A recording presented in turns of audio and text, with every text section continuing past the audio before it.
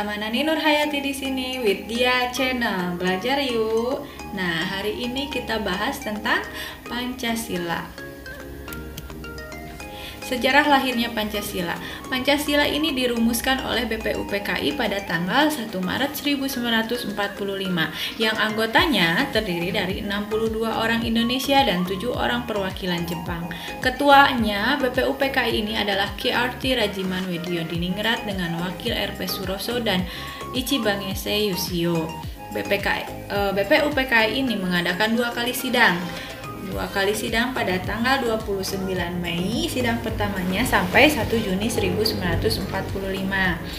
Pada tanggal 29 Mei oleh Muhammad Hatta membahas tentang rumusan dasar negara yang kita kenal dengan Bang Matu Keras, yaitu peri kebangsaan, peri kemanusiaan, peri ketuhanan, peri kerakyatan, dan peri kesejahteraan rakyat. Nah, pada tanggal 31 oleh Mr. Supomo, kita hafal dengan apa? Satu keluarga lahir Syawal, yaitu persatuan, kekeluargaan, keseimbangan lahir dan batin, musyawarah, dan keadilan sosial. Pada tanggal 1 Juni oleh Ir Soekarno itu kita kenal dengan Nasimu Jatuh, nasionalisme, internasionalisme, mufakat, kesejahteraan sosial, dan ketuhanan yang berkebudayaan. Pada sidang pertamanya ini, BPUPKI tidak mencapai kata sepakat untuk dasar negara. Oleh sebab itu dibentuklah Panitia 9 yang kita tahu apa anggotanya? Hayam Abi Suka Salim Wa Ha untuk Muhammad Hatta, Yam untuk Muhammad Yamin, Abi untuk Abi Kusno, Su untuk Su Barjo, K untuk Kahar Muzakir, Alim untuk Agus Salim, dan Wa untuk Wasyid Hasim. Ya. Panitia 9 ini mengadakan rapat tanggal 22 Juni 1945 di kediaman Ir Soekarno, sehingga di saat itu menetapkan rumusan hukum dasar serta rumusan dasar negara. Nah, rumusan dasar ini dihasilkan oleh Muhammad Yamin yang dinamai dengan Piagam Jakarta. Di dalam Piagam Jakarta ini terdapat rumusan negara yang berbunyi: 1. Ketuhanan dengan kewajiban menjalankan syariat Islam bagi pemeluk-pemeluknya. 2. Kemanusiaan yang adil dan beradab. 3. Persatuan Indonesia. 4. Kerakyatan yang dipimpin oleh hikmat kebijaksanaan dalam permusyawaratan perwakilan. Dan 5. Keadilan sosial bagi seluruh rakyat Indonesia. Dr. Andes Muhammad Hatta memprakarsai perubahan sila pertama rumusan dasar negara yang ada di Piagam Jakarta karena menerima keberatan dari utusan yang berasal dari Indonesia Timur. Kemudian, rumusan dasar negara Piagam Jakarta tersebut berubah menjadi Pancasila dengan rincian: 1. Ketuhanan yang Maha Esa. 2. Kemanusiaan yang adil dan beradab. 3. Persatuan Indonesia. 4. Kerakyatan yang dipimpin oleh hikmah kebijaksanaan dalam permusyawaratan perwakilan, dan keadilan sosial bagi seluruh rakyat Indonesia. Jadi yang berubah itu sila pertama, dari ketuhanan dengan kewajiban menjalankan syariat Islam bagi pemeluk-pemeluknya berubah menjadi ketuhanan yang Maha Esa. Kemudian, sidang resmi kedua BPUPKI itu dilaksanakan pada tanggal 10 sampai 17 Juli 1945 yang membahas tentang rancangan Undang-Undang Dasar. Kemudian akhirnya Pancasila secara resmi disahkan menjadi dasar negara pada tanggal 18 Agustus 1945. Hari lahirnya Pancasila itu adalah tanggal 1 Juni karena pada saat itu Ir Soekarno menyampaikan pidatonya tentang pemikiran tentang 5 dasar negara tersebut. Pancasila sebagai ideologi negara. Pancasila sebagai ideologi negara mengandung makna bahwa suatu pemikiran yang memuat pandangan dasar dan cita-cita mengenai sejarah manusia, masyarakat, dan negara Indonesia yang bersumber dari kebudayaan Indonesia. Dalam konteks ini sama dengan pandangan hidup bangsa atau falsafah hidup bangsa. Pancasila sebagai ideologi mencakup dimensi idealitas, normatif, dan realitas. Dimensi idealitas, yaitu Pancasila mengandung nilai-nilai yang dianggap baik dan benar oleh masyarakat Indonesia pada khususnya dan manusia secara universal pada umumnya. Dimensi normatif, artinya di sini nilai-nilai dasar yang ada dalam Pancasila perlu dijabarkan dalam norma-norma atau aturan-aturan sebagaimana tersusun dalam tata aturan perundangan yang berlaku di Indonesia, dari yang tertinggi sampai yang terendah. Kemudian dimensi realitas, artinya ideologi Pancasila ini mencerminkan realitas hidup yang ada di masyarakat sehingga Pancasila tidak pernah bertentangan dengan tradisi, adat istiadat, kebudayaan, tata hidup keagamaan yang ada dalam masyarakat Indonesia. Pancasila dapat dikategorikan sebagai ideologi terbuka, artinya terdapat cita-cita dan nilai-nilai yang mendasar serta sifatnya tetap tidak berubah. Sistem nilai yang terdapat dalam Pancasila. Nilai-nilai dasar Pancasila adalah yang pertama sila ke-1 itu ketuhanan, sila kedua itu nilainya kemanusiaan, yang ketiga persatuan, 4 kerakyatan, dan yang kelima adalah keadilan. Keadilan yang bersifat universal dan objektif, artinya nilai-nilai tersebut dapat dipakai dan diakui oleh negara lain walaupun tentunya tidak diberi nama Pancasila. Nilai Pancasila secara yang bersifat objektif ya. Yang pertama itu hakikat rumusan dari setiap sila dalam Pancasila itu menunjukkan sifat-sifat yang universal dan abstrak. Karena hakikatnya Pancasila adalah sebuah nilai. Nilai-nilai yang ada di dalam Pancasila sudah berlaku dari zaman dahulu, masa kini dan juga masa depan bagi Indonesia. Yang ketiga adalah Pancasila itu tersurat dalam pembukaan Undang-Undang Dasar 45 yang merupakan sumber hukum positif. Pancasila bersifat subjektif bahwa nilai-nilai Pancasila melekat pada pembawa dan pendukung nilai Pancasila itu sendiri, yaitu masyarakat, bangsa, dan negara. Yakni bangsa Indonesia adalah kausa materialis. Karena nilai-nilai yang ada dalam Pancasila timbul dari bangsa Indonesia itu sendiri yang merupakan hasil pemikiran, penilaian, dan refleksi filosofi bangsa Indonesia. Yang kedua, nilai-nilai Pancasila merupakan pandangan hidup bagi bangsa Indonesia yang menjadi jati diri atau identitas bangsa. Yang ketiga, nilai Pancasila itu sesungguhnya merupakan nilai yang sesuai dengan hati nurani yang bersumber dari kepribadian bangsa. Walaupun Pancasila merupakan falsafah hidup, negara sebagai institusi mempunyai 2 tugas utama. Yang pertama adalah melindungi segenap dan seluruh warga negara. Salah satunya adalah membuat aturan hukum.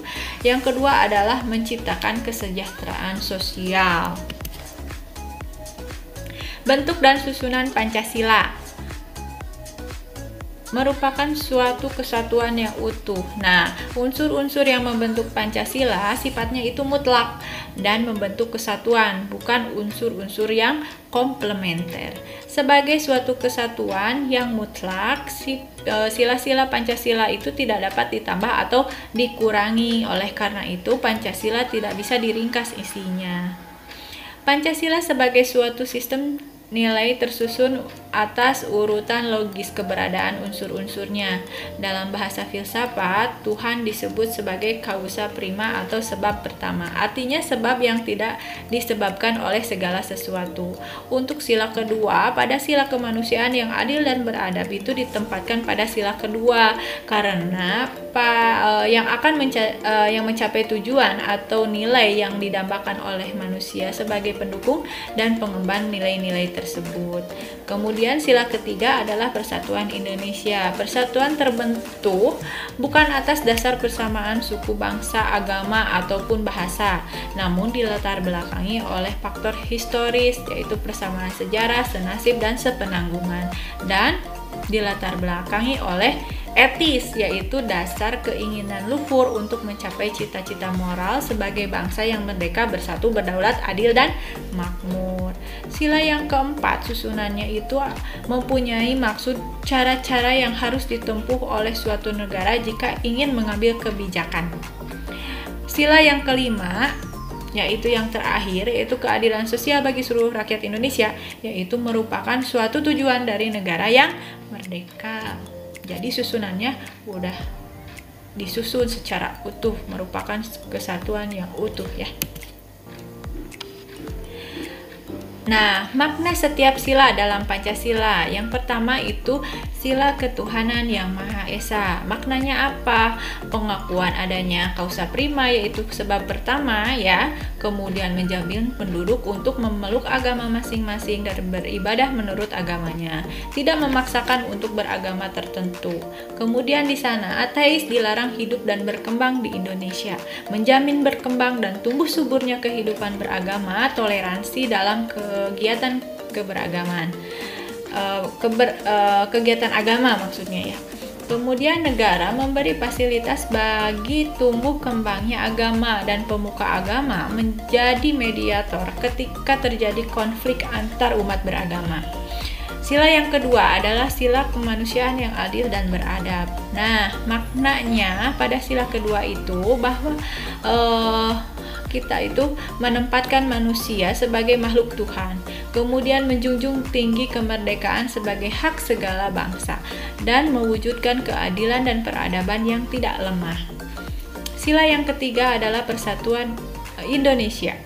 Maknanya adalah nasionalisme terdapat di sana. Kemudian cinta bangsa dan tanah air, makna di persatuan Indonesia. Kemudian menggalang persatuan dan kesatuan bangsa, menghilangkan penonjolan kekuatan atau kekuasaan, keturunan dan perbedaan warna kulit, kemudian menumbuhkan rasa senasib sepenanggungan. Nah, sila yang keempat, kerakyatan yang dipimpin oleh hikmat kebijaksanaan dalam permusyawaratan perwakilan. Maknanya apa? Yaitu hakikat sila ini adalah demokrasi. Kemudian permusyawaratan artinya mengusahakan putusan bersama secara bulat, kemudian bersama-sama melakukan tindakan. Kemudian dalam melakukan keputusan diperlukan kejujuran bersama. Dan perbedaan secara umum, demokrasi di Barat dan di Indonesia terletak pada permusyawaratan. Kemudian sila yang kelima, sila keadilan sosial bagi seluruh rakyat Indonesia. Maknanya apa? Ada kemakmuran yang merata bagi seluruh rakyat dalam arti dinamis dan meningkat. Kemudian seluruh kekayaan alam dan sebagainya dipergunakan bagi kebahagiaan bersama menurut potensi masing-masing ya. Kemudian melindungi yang lemah agar semua kelompok warga masyarakat itu dapat bekerja sesuai bidangnya. Nah, itu makna-makna dalam setiap sila dalam Pancasila ya. Kemudian lanjut, yaitu Pancasila sebagai paradigma pembangunan. Paradigma di sini berarti suatu gugusan sistem pemikiran, cara pandang, nilai-nilai, metode, prinsip dasar, atau cara pemecahan masalah yang dianut suatu masyarakat tertentu. Pancasila sebagai paradigma pembangunan berarti Pancasila tersebut berisi anggapan-anggapan dasar yang merupakan kerangka keyakinan yang berfungsi sebagai acuan pedoman dalam perencanaan, pelaksanaan, pengawasan, dan pemanfaatan hasil-hasil pembangunan nasional. Paradigma pembangunan adalah pembangunan itu tidak boleh bersifat pragmatis. Kemudian pembangunan tidak boleh bersifat ideologis. Pembangunan harus menghormati hak asasi manusia, kemudian pembangunan dilaksanakan secara demokratis, dan pembangunan diprioritaskan pada penciptaan taraf minimum keadilan sosial.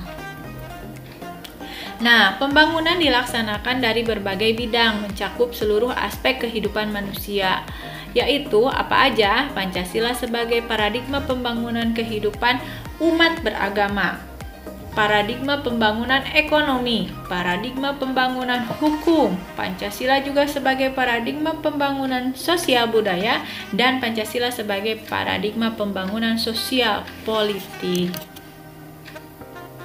Kemudian yang terakhir adalah lambang negara Pancasila.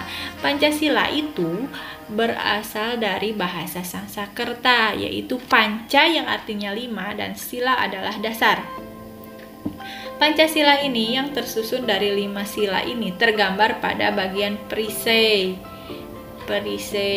dari lambang negara Indonesia, yaitu burung Garuda. Nah, burung Garuda ini ya menggambarkan Indonesia adalah suatu bangsa yang besar dan negara yang kuat. Warna kuning keemasan yang melambangkan keagungan dan kejayaan.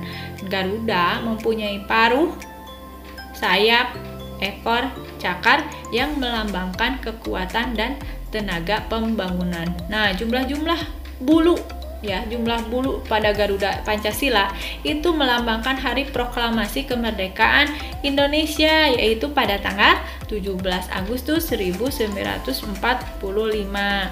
Nah, kita ingat-ingat tanggalnya, 17 Agustus itu bulan 8 tahun 1945. Di mana itu jumlah ininya?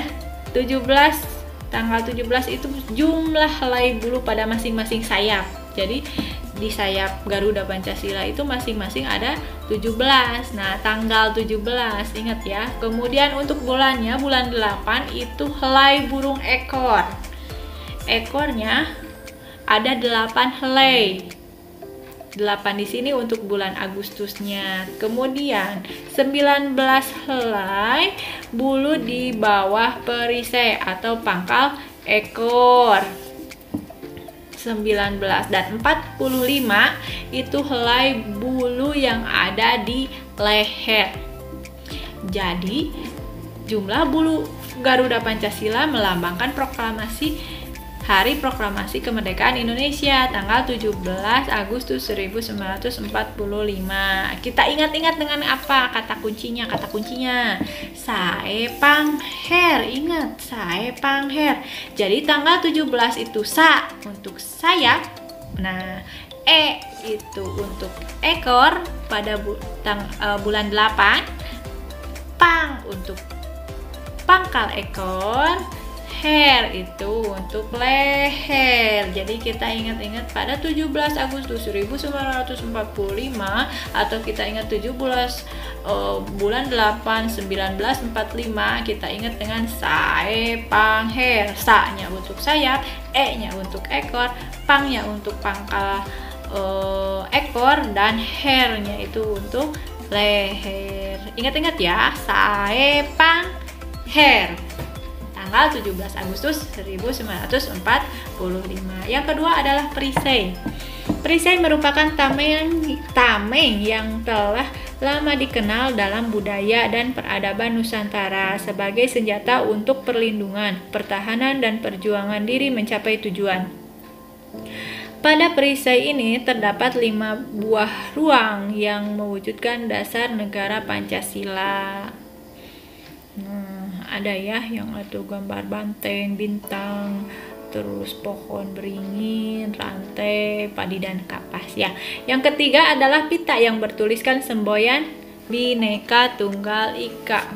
Bhinneka Tunggal Ika gitu ya, ada nyanyinya ya. Ingat-ingat ya. Jadi lambang negara Pancasila adalah burung Garuda. Terima kasih, sekian tentang Pancasila dari sejarah sampai lambang ya. Bagaimana kita semangat untuk mengetahui sejarah tentang Pancasila, semua Pancasila ya. Itu terima kasih. Jangan lupa di subscribe biar nanti kalau ada materi yang baru cara cepat menghafalnya kita bisa tahu. Jadi jangan lupa di subscribe. Terima kasih, mudah-mudahan bermanfaat.